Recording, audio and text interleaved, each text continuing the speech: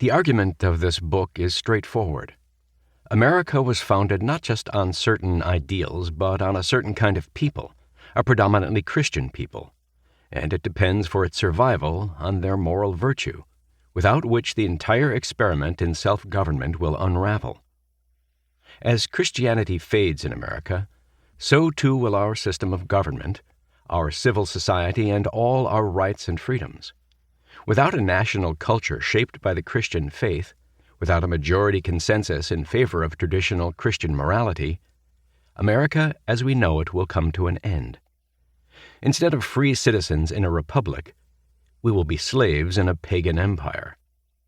Perhaps that sounds dramatic, but it is true nevertheless.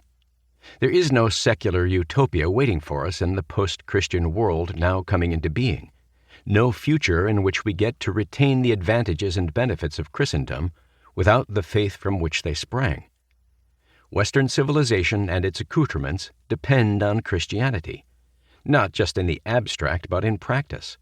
Liberalism relies on a source of vitality that does not originate from it and that it cannot replenish. That source is the Christian faith, in the absence of which we will revert to an older form of civilization, one in which power alone matters and the weak and the vulnerable count for nothing. What awaits us on the other side of Christendom, in other words, is a pagan dark age.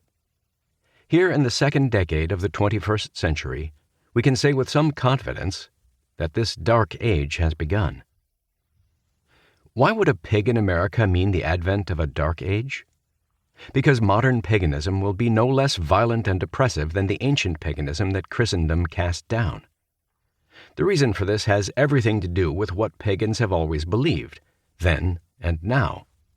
As Liel Leibovitz has written, their beliefs may be distilled to the following principle: nothing is true, everything is permitted. These were the last words, allegedly, of Hassan is-Sabah, the 9th century Arab warlord whose group, the Hashashin, gave us the English word assassins. And his dictum perfectly captures the soul of paganism, illuminated by the idea that no fixed system of belief or set of solid convictions ought to constrain us as we stumble our way through life.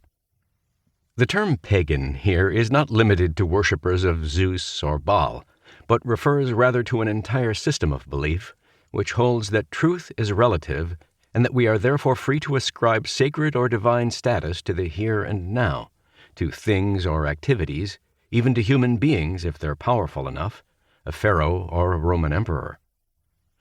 In this way, as the Romans understood, paganism is fundamentally incompatible with the Christian faith, which does not allow for such relativism, but insists on hard definitions of truth and what is and is not sacred and divine. T.S. Eliot made this point in a series of lectures he gave at Cambridge University in 1939 that would later be published as The Idea of a Christian Society. Eliot wrote, "The choice before us is the creation of a new Christian culture and the acceptance of a pagan one." Writing on the eve of the Second World War, Eliot said, "To speak of ourselves as a Christian society, in contrast to that of National Socialist Germany or Communist Russia, is an abuse of terms. We mean only that we have a society in which no one is penalized for the formal profession of Christianity, but we conceal from ourselves the unpleasant knowledge of the real values by which we live." Those values, Eliot argued, did not belong to Christianity but to modern paganism, which he believed was ascendant in both Western democracies and totalitarian states alike. Western democracies held no positive principles aside from liberalism and tolerance. The result was a negative culture, lacking substance that would eventually dissolve and be replaced by a pagan culture that espoused materialism, secularism, and moral relativism as positive principles.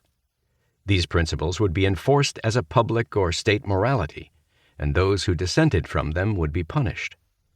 Paganism, as Eliot saw it, and as this book argues, imposes a moral relativism in which power alone determines right.